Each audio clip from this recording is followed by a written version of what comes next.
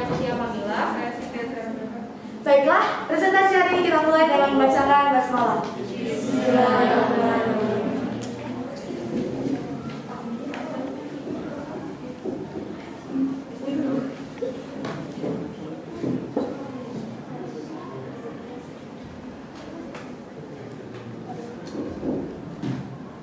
Pertama, pengertian dari banjir.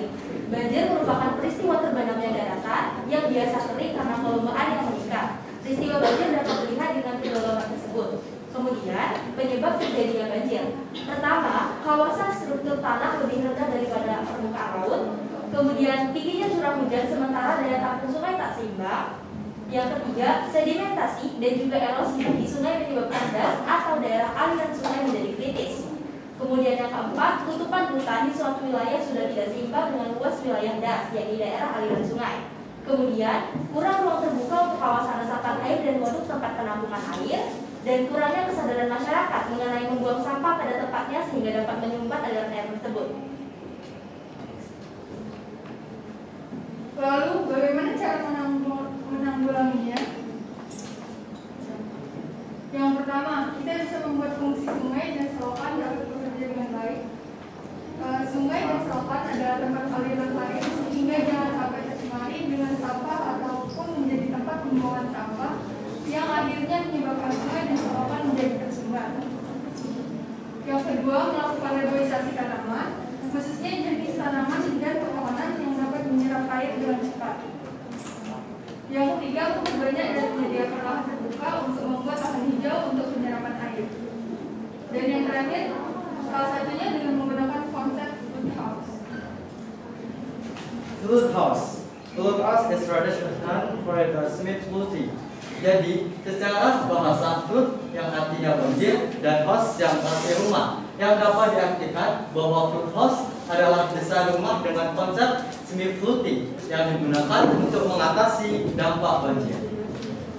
Bangunan dari rumah ini sendiri menggunakan prinsip hukum Archimedes ketiga, yaitu dengan menggunakan konsep apungan yang diterapkan pada permukaan bawah bangunan. Basis yang digunakan pada permukaan bawah bangunan bersifat karbon semi-fiber. Kemudian saat karbon itu dapat mengapung pada saat air banjir. Berikut untuk cara kerja dari flood house.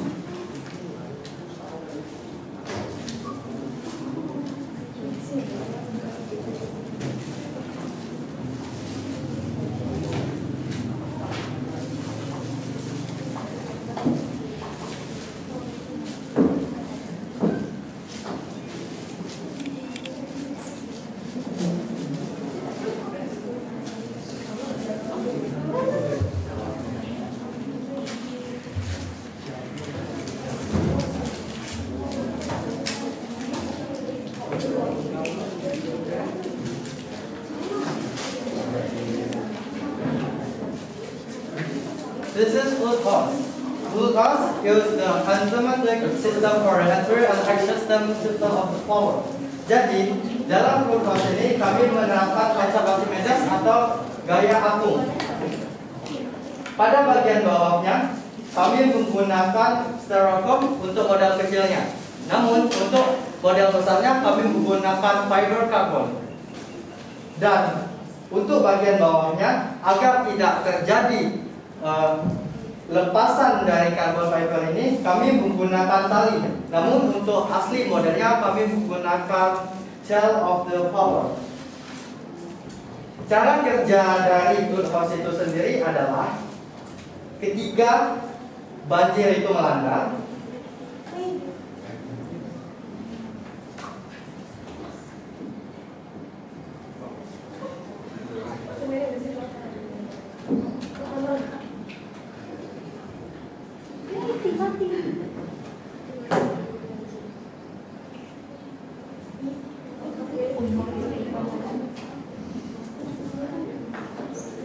ketika banjir melanda, flood house secara otomatis akan mengapung dengan sendirinya.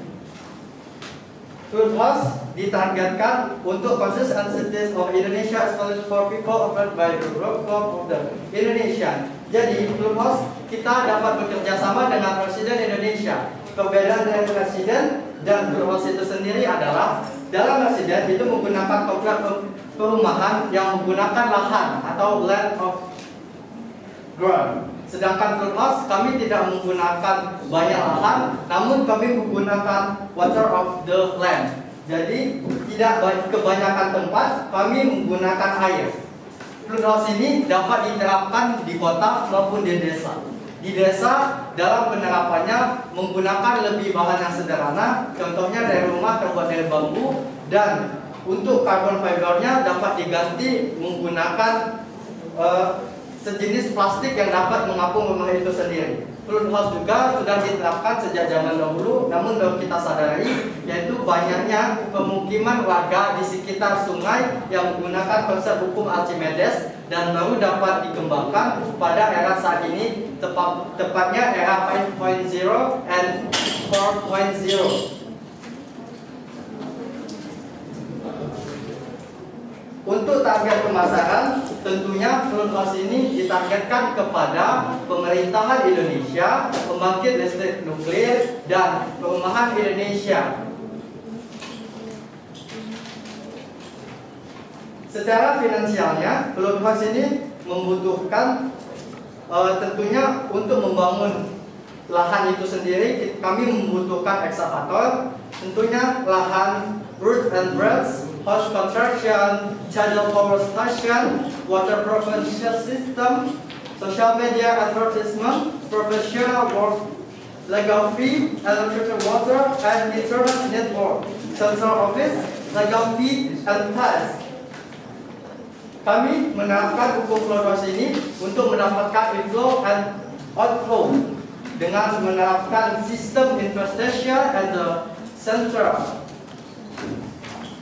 SWOT dari Food House itu sendiri, Food House dapat problem cause the great rock flood such lack of clean water and loss of host. Number 2, settlement of flow as means of reduction the impact of rock flood. Number 3, the land price is cheap. There is clean water filtration system and this is environmentally friendly. And the least, the electric and the full cost use and environmentally friendly. Secara peluangnya, sebagaimana kita ketahui, Indonesia sendiri terdiri dari laut, yaitu 70% berkisar Indonesia dikelilingi oleh laut. Jadi Food House ini sangat menguntungkan bagi negara Indonesia sendiri untuk agar tidak kekurangan lahan dan dapat memanfaatkan sumber air itu sendiri, baik itu dari hal yang positif maupun hal yang negatif seperti banjir tadi.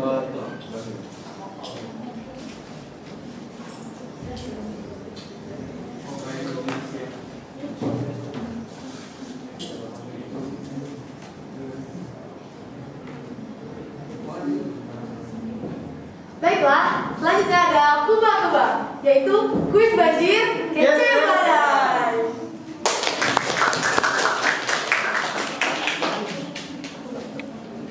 Soal pertama dari kuba-kuba ini yaitu bagaimana pendapat kalian mengenai Food House?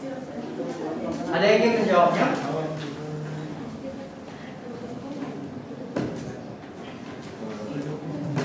This question check out the benefit. Baik, Pasha. Terima kasih sebenarnya untuk pakai judulnya untuk pendapat mengenai Food House ini, pendapat saya pribadi mengenai apa yang bisa saya tanyakan kembali tidak mengenai dari tes yang dilakukan. Bagaimana pendapat kamu mengenai Food House? Itu menurut kamu pribadi? Mau saya tanya balik boleh? Itu tanya saya memberikan pendapat dan saya akan bertanya tentang pendapat saya ke kalian. Boleh. Ya, jadi mengenai Food House itu kan jika dicontohkan di praktek itu kan menggunakan satu rumah. Gitu kan. Apakah setiap satu rumah satu Food House atau bisa dibuat perumahan satu Food House? Lalu kemudian apakah tidak memungkinkan bahwa terjadi pendalaman ketika banjir? Otomatis kan tanahnya naik. Saat tanah naik, otomatis air pun naik. Tidak ada waktu penyurutan kan? Jadi apakah hal tersebut akan memungkinkan bahwa akan terjadi kenaikan tanah? Itu saja pertanyaan saya. Terima kasih.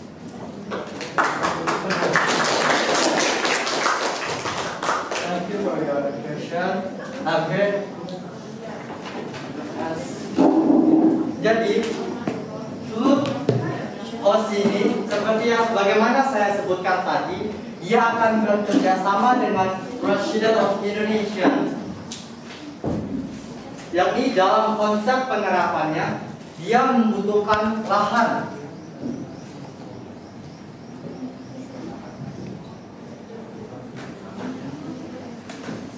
Lahan di sini terdiri dari rumah fluid host.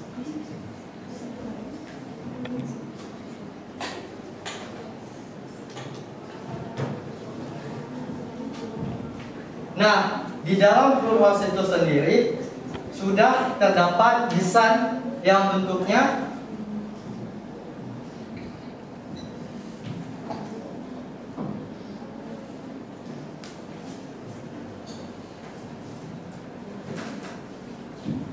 dalam pendesainannya kami membutuhkan fiber sebagai tapungannya dan fiber logam sebagai dasarnya.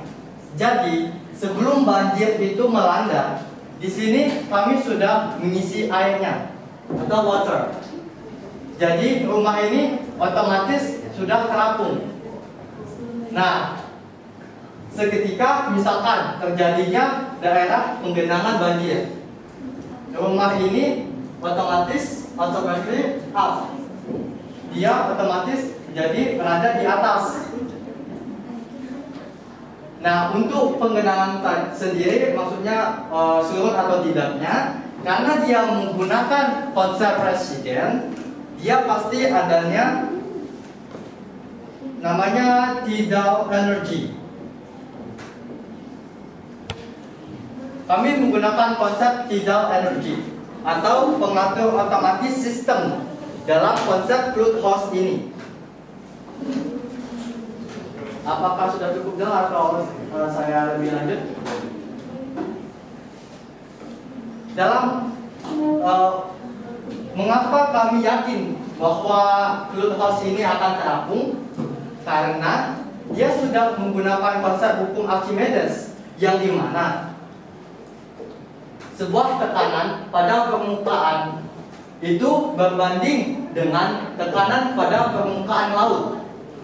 Jadi dengan dia menggunakan fiber karbon itu sifatnya seperti styrofoam, namun dia lebih baik, kualitasnya itu lebih bagus. Jadi dia itu lebih ringan. Nah, pertanyaannya juga nanti akan muncul, kalau dia menggunakan fiber karbon, nah apakah rumahnya tidak menggunakan hal yang sebagainya? Tentu, rumahnya pasti menggunakan bahan yang disebut aluminium of fiber. Rumah ini tidak seperti kebanyakan rumah lainnya. Rumah ini yang digunakan adalah bahannya yang semi ringan. Walaupun di sini ada beberapa tontonan berat, namun dia menggunakan penerapan konsep hukum Archimedes, dia tetap akan mengapung. Karena dengan konsep yang seperti yang disebutkan saya tadi. Contoh kecilnya, di Palembang, di jembatan Ampera itu kan ada tempat rumah makan. Rumah makan yang mengapung. Ada yang pernah melihatnya? Ada yang pernah makan di sana atau mengonsumsi? Pernah masuk ke sana? Nah, di sana juga sebenarnya menggunakan hukum Archimedes, namun baru dikemukakan beberapa tahun yang lalu, tepatnya pada era 5.0 ini. Itu juga kalau kita bayangkan itu hal yang mustahil. Namun jika diterapkan itu akan menjadi sesuatu investasi bagi negara Indonesia sendiri. Apakah ada pertanyaan lebih lanjut? Kalau dari jembatan Sungai Musi tadi kan itu kan di bawahnya diberikan penyangga. Ya betul. Kalau misalnya tidak diberikan penyangga seperti itu diberikan penyangga tidak? Ya betul. Nah makanya mengapa kami menggunakan tile, menggunakan tali, supaya kalau dia banjir datang, dia tidak kemana-mana, tidak berceceran, dia tetap pada tempatnya, pada pacunya. Baiklah. Adakah pertanyaan yang lain? Tadi kami minta untuk pendapat mengenai float house. Silakan Pak Syah. Silakan. Pendapat saya mengenai float house itu sebenarnya konsepnya sudah bagus, menggunakan hukum Archimedes dalam kehidupan sehari-hari. Namun bisa untuk dipikirkan kembali. Untuk tata cara pembuatan itu membutuhkan waktu yang cukup lama pasti, dan itu juga melihat kondisi dan situasi dari negara kita juga. Jadi belum tentu cocok, tapi bisa dilakukan. Terima kasih, tepuk tangan dulu.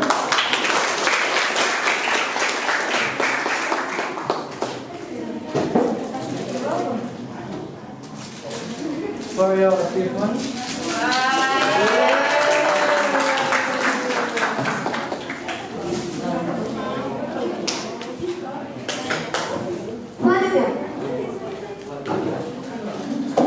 Baik, untuk pertanyaan nomor 2, bila ada yang ingin menjawab silakan.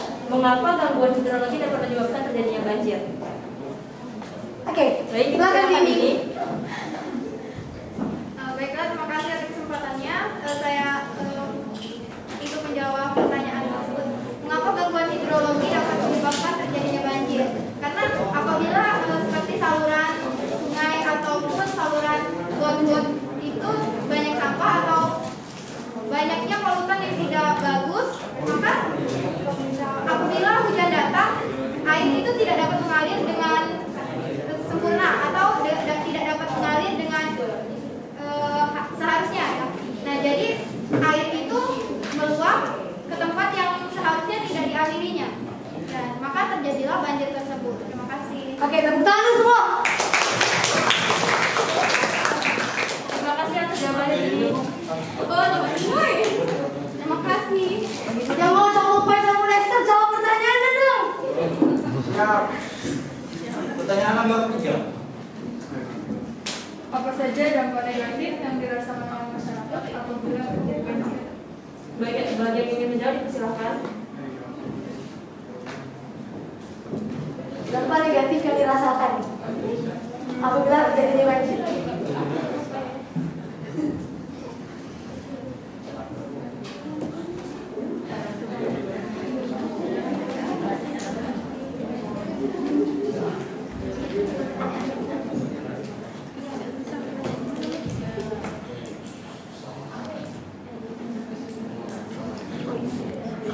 Ayo jawab.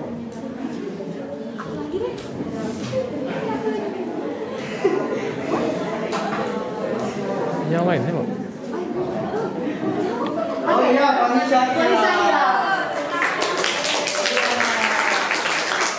Silakan jawab, Pak. Salah satu dampak negatif yang dirasakan masyarakat adalah terjadinya penyakit menular seperti jantung atau diare atau muntah. Terus dokumen-dokumen juga basah, jadi susah dikelilingi, jadi buat susah masyarakat. Terus Oke, terus makin jadi kotor karena kena air banjir yang kotor.